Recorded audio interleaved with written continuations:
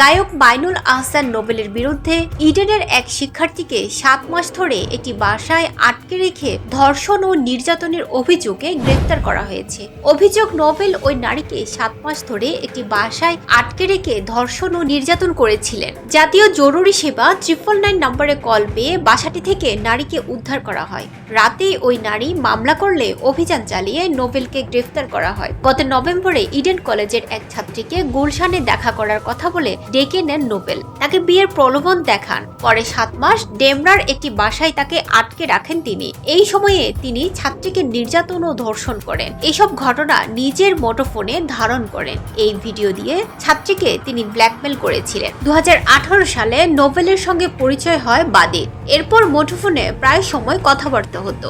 গত বছরের 12 নভেম্বর মোহাম্মদপুরে দুজনের দেখা হয়। এই সময় স্টুডিও দেখানোর কথা বলে তাকে ডেমরায় বাসায় নিয়ে আসেন নোবেল। সেখান থেকে বাদী চলে যেতে চাইলে নোবেল ও তার সহযোগী অজ্ঞাতনামা আরো 2-3 জন একটি কক্ষে তাকে আটক করে মুঠোফোন নিয়ে নেন। পরিবারের সঙ্গে কথা বলার জন্য মুঠোফোন চাইলে তা ভেঙে ফেলা হয়। নোবেল তাকে আটক রেখে ধর্ষণ এবং ধর্ষণের ভিডিও মুঠোফোনে ধারণ করে রাখেন। কথা মতো বাসায় না থাকলে ধারণকৃত ধর্ষণের ভিডিও সামাজিক যোগাযোগ মাধ্যমে ছড়িয়ে দেওয়ার হুমকিও দেওয়া হয়। বাদী ভয়ে কাউকে কোনো কিছু বলার সাহস পাননি।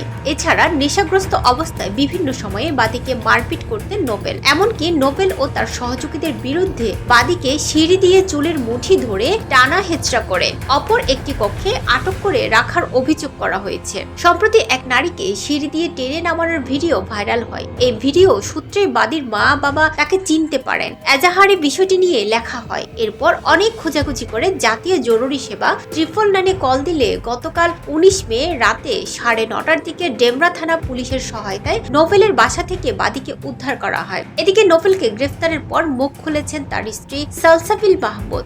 নিজের ফেসবুকে দেওয়া এক পোস্টে জানিয়েছেন তিনি বর্তমানে দেশের বাইরে রয়েছেন। পোস্টে সালসাবিল লেখেন, আমি এখন মালয়েশিয়া রয়েছি। ফেসবুকে বিভিন্ন সংবাদ মাধ্যমে এই খবর দেখে জানলাম। নোবেলের সঙ্গে আমার অনেকদিন দেখা হয় না ঠিক, কিন্তু ফোনে কথা হয়। আর যে অভিযোগ শুনলাম 7 মাস ধরে নোবেল আটকে রেখে ধর্ষণ, আসলে ওর সঙ্গে 7 মাস কারো পক্ষে থাকা সম্ভব এটা আমার বিশ্বাস হয় না।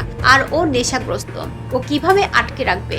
নোবেল মাদকাসক্ত উল্লেখ করে সালসাবিল বলেন, ও দীর্ঘদিন ধরে রিহাবে ছিল, তারপর ছাড়া পেয়েছে। এরপর আমার সঙ্গে কথা হতো, কিন্তু ওর সঙ্গে যে কোনো মেয়ে থাকতো সেটা আমি জানতাম না।